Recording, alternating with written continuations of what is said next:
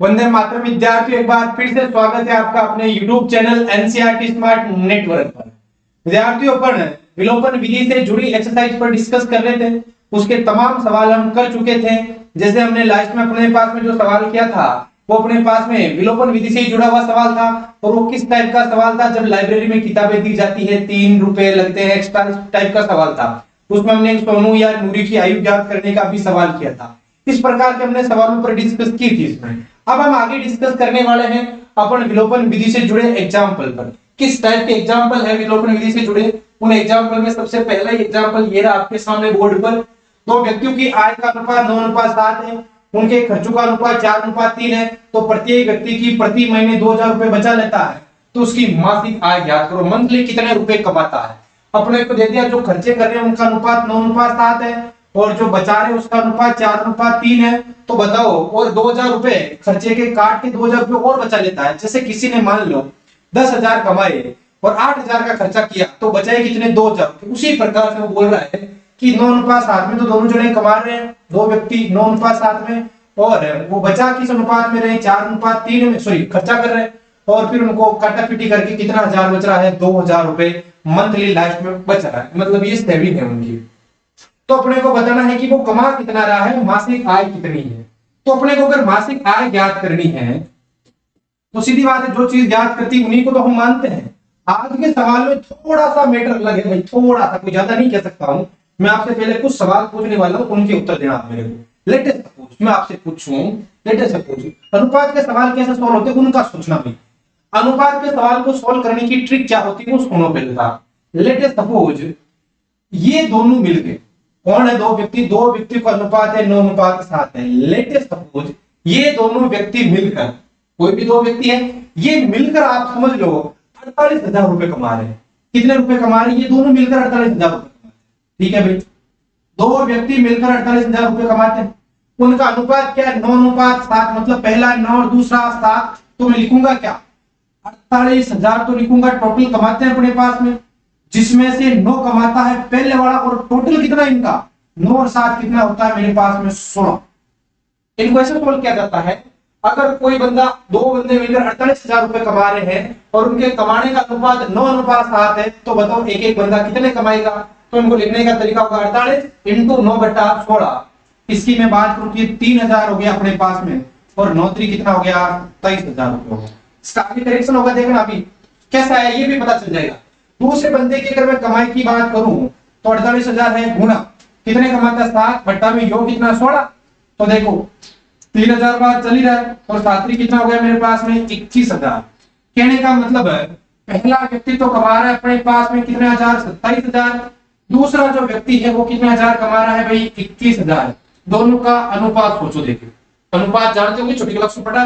3 zero से 3 zero कटेगा, अनुपात मतलब बट्टा लिख लो, आप कैसे समझ लो, ऐसे समझ लो। ठीक है, अनुपात ये हो गया। 3 जीरो से 3 जीरो कट गए। अब अपने 3 के पार्ट से ये 9 बार कट रहा है, ये 3 के पार्ट से कितनी बार? 7 बार कट रहा है। अनुपात क्या आ चुका है? 9:7। तो कहने का तात्पर्य अगर पहला व्यक्ति 27,000 रुपए, दूसरा व्यक्ति 21,000 रुपए कमा रहा है, तो उनका जो अनुपात है वो आता है 9:7। तो अब मैं क्या करता हूं कि जैसे ये 9/16 लिख रहे हैं, ये 48,000 आ रहा है। अपने को इतना मैटर इस सवाल में दिया हुआ नहीं है, इतना मैटर इस सवाल में नहीं दिया हुआ। तो अपन तो कोई फिक्स राशि मान लेते हैं x। वो क्या होगी? मैं क्या मान लेता हूं? माना, सुनना भाई, माना दोनों व्यक्तियों की आय, दोनों व्यक्तियों की आय, वो मैं मान लेता हूं क्या? दोनों व्यक्तियों की आय। एक बार क्लियर भी लेते इसको। माना दोनों व्यक्तियों की आय, माना दोनों व्यक्तियों की आय मान लेता हूं। जब भी ऐसा सवाल आ जाए 9:7 हो, 8:16 हो, 15:20 हो, कुछ भी आ जाए, उससे लेना देना नहीं है। आप एक फिक्स राशि से गुणा कर देना। जैसे पहले व्यक्ति की आय मान लेता हूं 9x और दूसरे व्यक्ति की आय क्या मान लेता हूं? 7x। पहले व्यक्ति की आय 9x, दूसरे व्यक्ति की आय 7x मान लो। सीधा सीधा फंडा है अपने पास में। तो और फिर पर सवाल और देखो, इसका दूसरा तरीका, मैंने आज पहले की 9x मान ली, दूसरे की 7x। पहले की 9x है, दूसरे की 7x है। अनुपात बोलो, देखिए 9/7 आ रहा कि नहीं आ रहा? और अगर सवाल ऐसा और बन जाता है, देखो दूसरा तरीका सुनना। कि भाई दो व्यक्ति है, उनकी आय का अनुपात 9:7 है, तो बताओ अगर वो टोटल अपने 48,000 रुपए कमा रहे हैं तो एक बंदा कितना कमा रहा है। तो मैं क्या करूंगा, पहले की आय मानी है मैंने 9x, दूसरे की आय मानी है 7x, दोनों की आय मिलाकर कितने रुपए है मेरे पास में 48,000 रुपए। तो करने वाला हूं 7 और ये 9 अपने हो गया 16x बराबर 48,000 रुपए हो गए। तो x बराबर कितना होगा मेरे पास में 48,000 बटा में 16 हो जाएगा, ये आ गया मेरे पास में 3,000। ये x की वैल्यू आई है। अब पहले व्यक्ति की आय क्या है 9x, तो 9 3 27, दूसरे व्यक्ति की आय क्या 7x, तो 7 3 21,000 हो जाएगा। इस टाइप से सवाल करने वाले। तो मैं मान लेता हूं, माना दोनों व्यक्तियों की आय क्रमशः है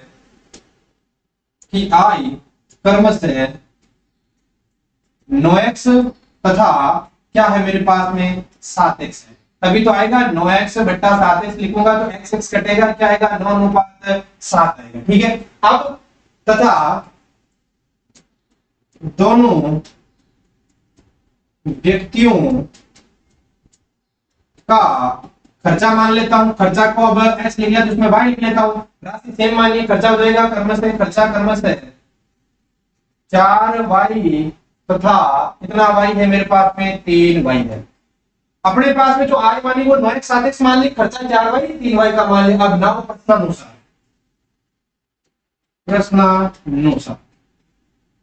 प्रत्येक व्यक्ति कितने रुपए बचाता है भाई 2,000। पहला व्यक्ति की आय 9x, पहला व्यक्ति का खर्चा 4। एक चीज बताओ, मान लो 10,000 रुपए कमा रहा है, 8,000 का खर्चा आ रहा है, तो शेष कितना बच रहा 2,000। लिखेंगे कैसे 10,000 माइनस 8,000, तो आय कितनी है इसकी, कमा कितने रहा है 9x, खर्चा कितना हो रहा है 4y, वो तो घटेंगे। जैसे 5,000 का खर्चा है 10,000 कमा रहा, 10,000 माइनस 5,000 बच कितना रहा है बताओ, कितने हजार बचा रहा है वो 2,000। ये लिखा हुआ 2,000, ये रहा मेरे पास में 2,000। तो ये हो गई मेरे पास में समीकरण नंबर 1।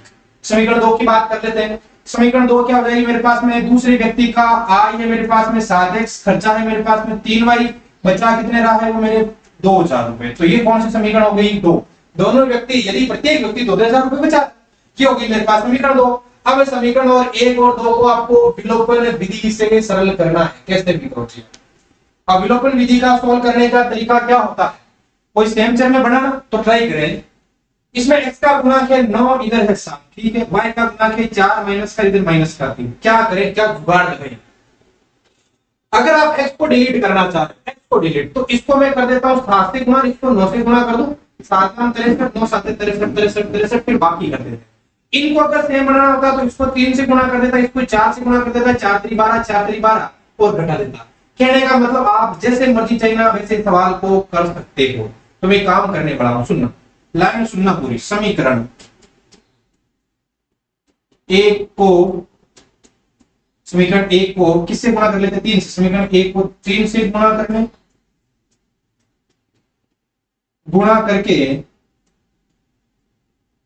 करके तथा समीकरण 2 को,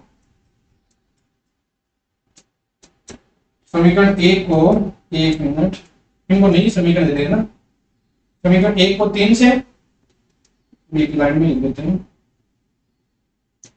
समीकरण 1 को 3 से तथा समीकरण 2 को 4 से गुणा करने पर, समीकरण 1 को तो अपन गुणा कर रहे हैं भाई 3 से, तथा समीकरण 2 को 4 से गुणा करने पर, करो देखिए गुणा, पहले गुणा करो, किसको गुणा कर रहे हैं 3 से, तो 9 3 27, 3 से गुणा कर रहा हूं तो 12y, 3 से गुणा कर रहा हूं तो 6,000। इसको कोई नहीं समीकरण दो, आप समीकरण नंबर 3 दे दो, कोई दिक्कत नहीं। आगे समीकरण 2 को किससे गुणा कर रहा हूं 4 से, ये भी 4, तो 7 चौक मेरे पास में कितना हो गया 28x। फिर अगर मैं 4 से 9 3 27 हो गया, इसको 4 7 चौक 28, 4 से गुणा किया तो 12y, 4 से गुणा किया तो 8,000। समीकरण नंबर कौन सी आ चुकी है मेरे पास में 4। अब मैं क्या करता हूं नाउ, समीकरण 3 में समीकरण 4 को जोड़ने पर, समीकरण 3 में समीकरण 4 को जोड़ने पर, पहले समीकरण 3 आएगी फिर इसका मतलब, तो 27x माइनस 12y बराबर 6,000 तो आ गया। इसमें 4 जोड़ो, 28x माइनस 12y बराबर 8,000। ठीक है भाई, आप देखिए जोड़ रहे हैं अपन, सॉरी जोड़ने पर नहीं, घटाने पर। चिन्ह अलग अलग है तो क्या करना पड़ेगा, अपने को घटाना पड़ेगा ना। समीकरण 3 में से समीकरण 4 को घटाने पर, क्योंकि चिन्ह सेम है, चलो घटाओ। अब घटाऊंगा तो ये बोलो माइनस, ये माइनस माइनस प्लस, ये बोलो माइनस। अब 27 माइनस 28 माइनस x हो गया, ये तो सलट ही गया, और ये हो गया माइनस का 2000, माइनस 2000 आ गया। तो बताओ x बराबर क्या आएगा, x की वैल्यू आ जाएगी मेरे पास में फिक्स 2000 रुपए।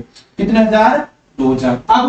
अब 2000 आ चुका है, आई आ चुकी है, तो सीधी बात है दोनों व्यक्तियों की आई याद करनी है। चलो y का कहीं लेना देना है क्या, सोचो y का कहीं लेना देना नहीं है, परंतु हम ट्राई कर लेते, y का मान भी निकाल लेते हैं। x का मान,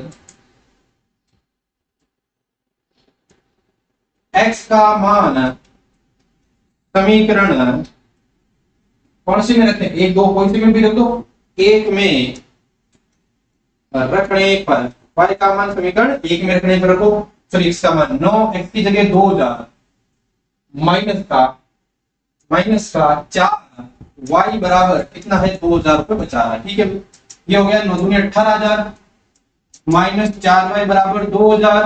अब मैं काम करता हूँ, 2000 को इधर लिया था और 4y को उधर भेज देता हूँ। तो देखो देखें 18,000 माइनस 2000 बराबर 4y। अब 18,000 में से 2000 गए तो 16,000 बराबर 4y।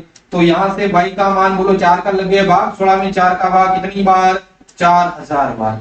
ठीक है, 16,000 बटा 4 तो 4000 आ चुका है। अब y का मान 4000 आ चुका है, x का मान 2000 आ चुका है। अब सुनना भाई, मेन मुद्दा अब है, अतः दोनों व्यक्तियों की आय,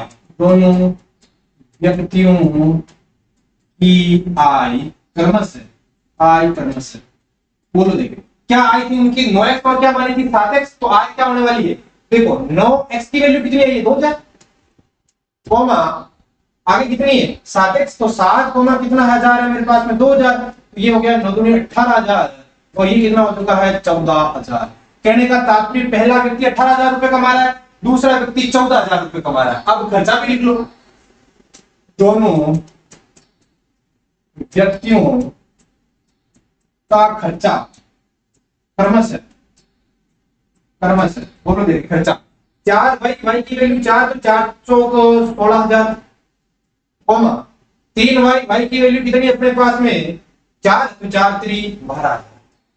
अब देखो देखें ये 18,000 रुपए कमा रहा है, 16,000 खर्चा रहा, 2,000 रुपए बच रहे हैं, 14,000 रुपए कमा रहा है, 12,000 का खर्चा हो रहा है, कितने बच रहे हैं 2,000। कहने का तात्पर्य ये अपने जो सवाल किया वो है वो एकदम क्या है वही सही है, कोई दिक्कत नहीं है। तो इस टाइप के जब भी सवाल आए अनुपात, अगर बाई चांस अपने को 5:7 दे देता आय का, तो आय क्या मानते 5x और 7x, खर्चा दे देता 8:5 तो खर्चा मान लेते 8y और 5y, फिर 5x माइनस 8y जो बचत होगी वो आएगी, फिर 7x माइनस 5y दूसरे व्यक्ति को क्या बचत हो रही है वो आने वाली है। कहने का मतलब यह बचत आती है, ठीक है ना भाई।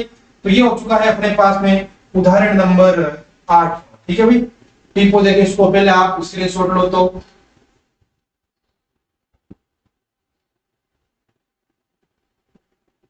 चलिए फिर दूसरे में 9वें उदाहरण में चल लेते हैं। ये 8वां उदाहरण हो गया, ये उदाहरण है इस एक्सरसाइज से जुड़े हुए अपने। ये उदाहरण नंबर 9 आ चुका है भाई। कौन सा उदाहरण है 9वां। विलोपन विधि का प्रयोग करके निम्नलिखित समीकरण के सभी संभव हल ज्ञात कीजिए। कितने हल संभव है वो अपने को ज्ञात करें। ठीक है भाई, तो सीधा सीधा सोल्व कर लेता हूं, इसको तो कोई दिक्कत ही नहीं है। दिया है क्या दिया हुआ है 2x प्लस 3y बराबर 8 समीकरण नंबर 1, फिर 4x प्लस 6y बराबर 7 समीकरण नंबर 2। गुणांकों की बात करें तो 2 4 है और 3 6 है। बताओ देखें कुछ कॉमन वाला जुगाड़ हो रहा है क्या भाई। कॉमन वाला तो वैसे 2x बन रहा है, 3y बन रहा है, कॉमन वाला फिलहाल कुछ जुगाड़ है, वरना कोई दूसरा तरीका सोचे। दूसरा तरीका ये है कि अगर मैं इसको 2 से गुणा कर दूं तो ये 4 बन गया, काम ठीक हो रहा है। ठीक है ना, 2 से गुणा कर देते तो मैं क्या करूं, समीकरण 1 को 2 से गुणा करके समीकरण 1 को 2 से गुणा करके समीकरण 2 में से घटाने पर। चलो पहले कौन सी समीकरण आएगी, इसका मतलब दूसरी आएगी, समीकरण 2 में से घटाना। तो 2 लिखो पहले 4x प्लस 6y बराबर 7।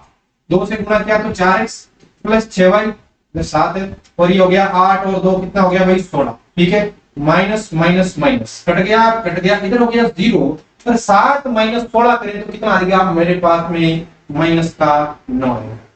कितना आएगा माइनस का 9। क्या 0 बराबर माइनस 9 होता है क्या? जो कि कैसा संभव है? जो कि असंभव है। जो कि असंभव है, अतः जो कि असंभव है, अतः हल विद्यमान नहीं है। अतः हल विद्यमान नहीं है। सीधी सीधी बात है भाई। अपने पास समीकरण सोल्व करने के बाद 0 बराबर क्या चुका -9, जो कि असंभव है, अतः हल विद्यमान नहीं होगा। दूसरा तरीका देख लेते हैं इसका। दूसरा तरीका क्या है? सुनो, इसको इधर शिफ्ट कर देते भाई ना। चलो इसका दूसरा तरीका देखो भाई। दूसरा तरीका क्या है अपने पास में? हाँ, क्या क्या लिखी हुई समीकरण है? 2x प्लस 3y बराबर लिखा हुआ 8, फिर लिखा हुआ 4x प्लस 6y बराबर कितना लिखा हुआ 7। अगर मैं इनकी तुलना कर लेता हूं दोनों की, किन से? a1x plus b1y plus c1 बराबर 0, फिर a2x plus b2y plus c2 बराबर अगर 0 से मैं तुलना करूं तो बताओ a1 बराबर कितना है? a1 बराबर है 2, b1 बराबर है 3 और c1 बराबर इधर आएगा तो क्या हो जाएगा माइनस का 8।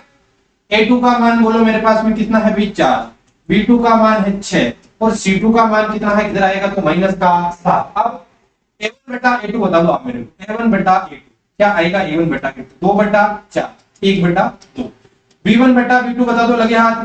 b1 बटा b2 3 बटा 6 1 बटा 2। c1 बटा c2 बता दो, c1 बटा c2 8 बटा 7 माइनस माइनस कैंसिल। गौर फरमाओ यहाँ पर क्या a1 बटा a2 बराबर आया है b1 बटा b2 परंतु नॉट इक्वल टू है c1 बटा c2। ऐसी शर्त आते ही हम क्या बोलते हैं? क्या होती है? रेखाएं क्या होती है? समांतर। हल क्या होते हैं? हल विद्यमान नहीं होते हैं। हल विद्यमान नहीं है। और ये युग्म कैसा होता है भाई? असंगत। ये तीन तीन चीजें आपके दिमाग में साथ में चलनी चाहिए। समांतर है, हल विद्यमान नहीं है, और जो रैखिक समीकरण युग्म दे रखा है वो मेरे पास में कैसा युग्म है भाई? असंगत युग्म है। तो ये था अपने पास में उदाहरण नंबर 9। इसके ये दोनों ही टिक हो गया, इधर वाला तरीका भी और इधर वाला तरीका भी। लो स्क्रीनशॉट देखें।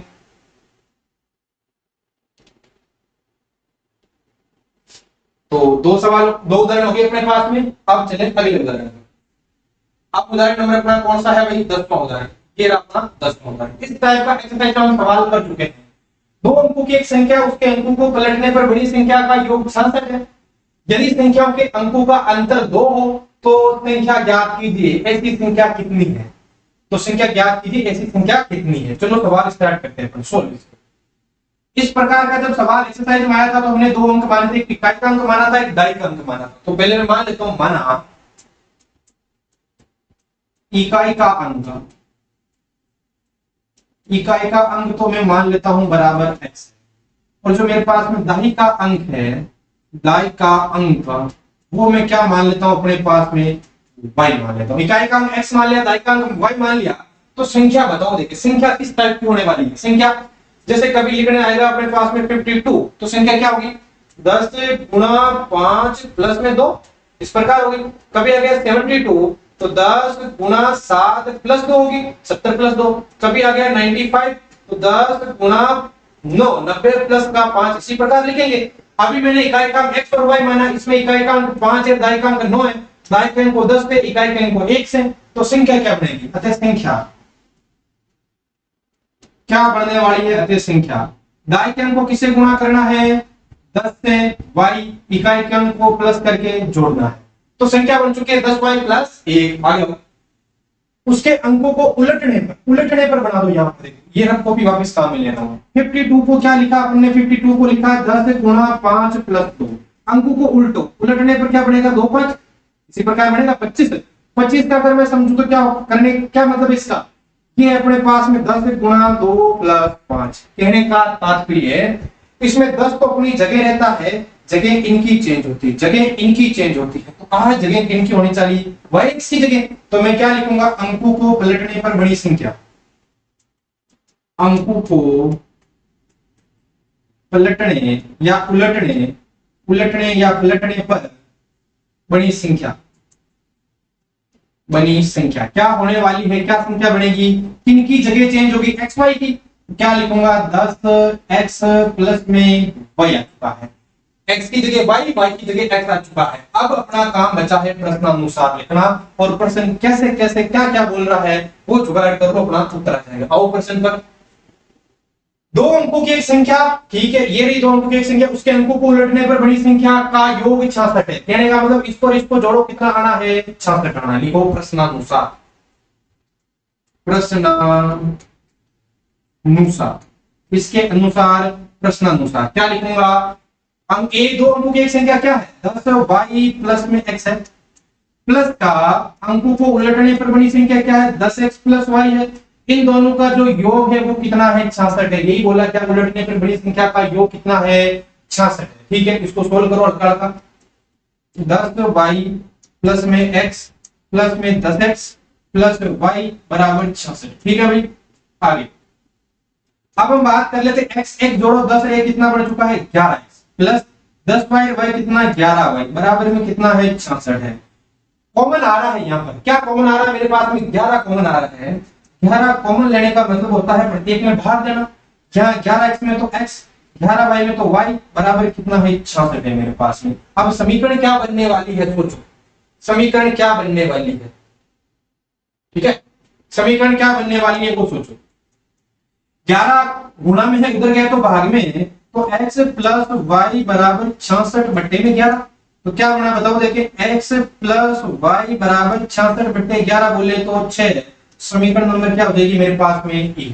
ठीक है भाई, पहली समीकरण हो चुकी है, x प्लस y 66 बटा 11 हो गया। आगे अब आगे की बात करें, यदि संख्या के अंकों का अंतर, जैसे मैं बात करूं 52, इसमें अंक कौन कौन से? 5 और 2। जैसे मैं बात करूं 63, अंक कौन से? 6 और 3। इनका जो अंतर है, जैसे मैं बात कर लूं 65 की या 64 की बात कर लूं, तो इनके अंकों का अंतर बोलो 6 माइनस 4 बराबर कितना होता है? 2। अंकों का अंतर 2 है तो मैं मान लेता हूं, तथा प्रश्नानुसार दूसरी शर्त, एक अंक x दूसरा अंक y, x माइनस y बराबर 2 है। अंतर हमेशा पॉजिटिव आता है, ये ध्यान रखना। हाल फिलहाल मुझे ये नहीं पता बड़ी कौन सी छोटी कौन सी, अभी हाल हमें कोई नहीं पता। जैसे मान लो संख्या ऐसी बढ़ गई अपने पास में, कहीं ना कहीं आगे जाके 12 बन गई होगी, तो इसमें ये बड़ा ये छोटा हो गया। कभी कभी 21 बन गई होगी, इसमें ये बड़ा ये छोटा हो गया। तो अभी कोई आइडिया नहीं है बड़ा बड़ा में, तो हम तो मान लेते हैं इसको ऐसे। आगे अपना जो जुगाड़ होगा उसको देख लेंगे। हाल फिलहाल x माइनस y बराबर 2 मान लेता हूँ। समीकरण क्या दे देता हूँ इसको मैं? 2। फिर चेंज आएगा तो जुगाड़ है अपने पास। अब देखो समीकरण 1 और 2 का मूल्य देखो, देखिए सीधी सीधी बात है, x का गुणा 1 1 है, y का गुणा 1 माइनस 1 है। विपरीत आ गए गुणा, तो क्या करना? विपरीत गुणा करते ही जोड़ दो। तो मैं क्या करूंगा? समीकरण 1 में समीकरण 2 को जोड़ने पर, समीकरण 1 में समीकरण 2 को जोड़ने पर, जोड़ो। समीकरण 1 क्या है मेरे पास में? x प्लस y बराबर है 6 है। समीकरण 2 है x माइनस y बराबर 2। दोनों को मैं जोड़ रहा हूं, जोड़ने पर देखो, देखिए y से ये तो कट गया, x हो गया मेरे पास में 2x है, और 6 और 2 कितने हो गए? 8। तो देखो देखिए 2x बराबर 8 है, 2x बराबर 8 है, तो x बराबर बोलो 8 बटे में 2, तो x बराबर बोलो क्या आना है मेरे पास में? 4 आना है। x की वैल्यू कितनी आ चुकी है? 4। अब हम ट्राई कर लेते हैं y की वैल्यू का। तो x का मान समीकरण, x का मान समीकरण कौन सी में रख देते? 1 में। x का मान समीकरण 1 में रखने पर रखो, देखिए y का मान, फिर x का मान समीकरण 1 में, ये मेरी समीकरण 1 क्या हो जाएगा? x की जगह 4 प्लस y बराबर कितना है भाई? 6। तो y बराबर क्या हो जाएगा? 6 माइनस 4। तो y बराबर 6 में से 4 गया, कितना आना है मेरे पास में? 2 आना है। तो y की वैल्यू कितनी आ चुकी है? 2। और x की वैल्यू कितनी आ चुकी है? 4 आ चुकी है। क्या दोनों मान सही है क्या?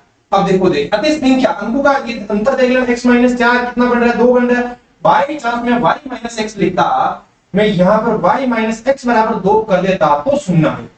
तो देखो 1 मिनट, x प्लस y बराबर तो 6 ही, x प्लस y बराबर तो 6 है मेरे पास में। बाई चांस इसको मैं y माइनस x कर देता, अंकों का अंतर 2 कर देता। अब अपना क्या जुगाड़ होता है यहाँ पर? देखो x प्लस y बराबर तो 6 है ही, इसको मैं ऐसे लिख रहा हूँ भाई, ये माइनस का x को टॉप पर लिख देता हूँ, प्लस y आगे लिख देता हूँ, बराबर में 2 लिख देता हूँ। इनको मैं दोनों को जोड़ूंगा तो ये तो कटेगा। 2y बराबर कितना हो जाएगा मेरे पास में? 8। y बराबर कितना आ जाएगा मेरे पास में? 4 आ जाएगा। और y का मान यहाँ रखूंगा तो x का मान क्या आ जाएगा मेरे पास में? 2 आ जाएगा। अरे 4 और 2 कितना आ रहा है, ये हो रहा है ना। तो x का मान 2 आ रहा है, y का मान कितना आ रहा है 4। और उधर की मैं बात करूं तो x का 4 आ रहा है, y का क्या आ रहा है 2। तो 1 मिनट सुनना, इसको मैं थोड़ा सा इधर शिफ्ट करूंगा, मेरी लाइन सुनना, यहां पर मैं क्या लिख रहा हूं वो देखो। देखिए अतः अतः संख्या लिख रहा हूं मैं, पहले सुनना भाई। अतः संख्या क्या मानी मैंने, संख्या सुनो। संख्या मैंने क्या मानी है 10y प्लस एक्स। तो 10y की वैल्यू बोलो 2 प्लस x की वैल्यू बोलो 4। तो क्या बनी 10 दूनी 20 प्लस का 4 बोले तो क्या बन चुकी है 24। वापिस आओ प्रश्न पर। दो अंकों की एक संख्या और उसके अंकों को पलटने पर बड़ी संख्या, पहली तो 24 है, इसको पलटने पर क्या बनेगा 42 हो जाएगा। इन दोनों को जोड़ो, 24 और 42 जोड़ो, 6 और 6 क्या 66 बन रहा है क्या? हाँ सर बिल्कुल 66 बन रहा है। ठीक है, एक तो ये हो गई। यदि इसके अंकों का योग अंतर 2 आना चाहिए, अंकों का अंतर 2 आना चाहिए। 4 में से 2 घटाओ, 4 में से 2 घटाओ कितना हो रहा है 2 हो रहा है, मतलब ये भी मामला ठीक है। अंतर से हमेशा तात्पर्य ये रखना बड़े में से छोटा घटता है, ठीक है, अंतर पॉजिटिव होता है। चलो ये ठीक थी। क्या यही केवल संख्या पॉसिबल है? 24 ही पॉसिबल है, इसके अलावा कोई संख्या पॉसिबल नहीं है क्या? है पॉसिबल। और वो क्या पॉसिबल है? अभी हमने देखा था, अगर मैं y माइनस एक्स करता हूं, अगर मैं y माइनस एक्स करता हूं तो मेरे पास में y का मान 4, x का मान y का मान 4 आ रहा है, x का मान 2 आ रहा है, और संख्या क्या मान रखी है 10y प्लस एक्स मान रखी है। तो 10y की जगह 4 प्लस x की जगह 2, ये हो गया 40 प्लस 2, और संख्या क्या बन चुकी है 42। अब देखो देखिए, एक तो 42 है, 42 को पलटने पर 24 बनेगा, योग देखो 66 हो रहा है। और जो मेरे पास में 42 है, इसमें अंकों का अंतर देख लो, मेरे पास में कितना है भाई 2 है। तो एक उत्तर नहीं है, उत्तर एक और है अपने पास में, क्या संख्या 24। इसके अलावा क्या उत्तर है वो देख रहे हैं, इसमें और छोटा कर देता हूं, यहीं पर सरका लेते हैं इसको ना। यदि एक तो 24 ऐसी संख्याएं कितनी है, तो अगर ये तो सेम चेंज नहीं होने वाला, ये तो x प्लस वाई बराबर 6 रहने वाला, चेंज क्या हो सकता है? यदि अंतर, यदि अंकों का अंतर, क्या ले लूं मैं अंतर, y माइनस एक्स बराबर 2 ले लूं, और इसको मैं समीकरण दे दूं 3। तो अब देखना, देखिए समीकरण 1 और 3 में क्या रिलेशन निकल के आ रहा है। अपना एक काम करके इसको एक बार वापिस इसको पहले लिख देते हैं ना भाई,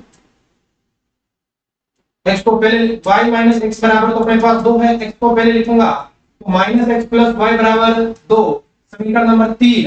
और एक प्लस क्या कर देता हूं मैं समीकरण 3, एक बोलो मेरे पास में क्या है x प्लस वाई बराबर 6, और 3 है माइनस एक्स प्लस वाई बराबर मेरे पास में 2। और अगर मैं दोनों को जोड़ूं तो ये कटेगा, 2y बराबर 8, y बराबर 4। अब y का मान समीकरण 1 में रखने पर, y का मान समीकरण 1 में रखने पर, यदि समीकरण 1 x की जगह x, y की जगह 4 बराबर मेरे पास में 6, तो x बराबर कितना आएगा भाई मेरे पास में 2। तो संख्या क्या बनेगी वो बताओ मेरे को, संख्या क्या बनने वाली है? अतः संख्या क्या मान रखी है 10 y प्लस एक्स मान रखी है मैंने, तो क्या बनेगी 10 y की जगह बोलो क्या रखूंगा मैं अपने पास में, y की जगह 4 प्लस x की जगह 2, ये हो गया 40 प्लस 2 कितना हो चुका है मेरे पास में 42 हो चुका है। तो सीधी बात ये हुई, चाहे तो आप यहां भी लिख सकते थे तथा लगा के यहां पर भी लिख सकते 24 को, तथा संख्या 24 का उल्टा क्या होता है 42 होता है, ये भी अपने काम हो जाता। और इतना सोल्व कर रहे हो तब भी कोई दिक्कत नहीं है। तो इसका मतलब दो संख्याएं ऐसी जिनके 2 अंकों की संख्या, उनको पलटने पर योग तो 66 आएगा, और उनका अंतर कितना रहने वाला है मेरे पास में 2। और ऐसी संख्याएं है मेरे पास में 2, एक तो 24 है और एक है मेरे पास में 42 42। तो ये थे अपने पास विलोपन विधि से जुड़े एग्जाम्पल। आगे की जितने कोई भी टॉपिक होगा उस पर हम अगली क्लास पर डिस्कस करेंगे। बहुत बहुत धन्यवाद।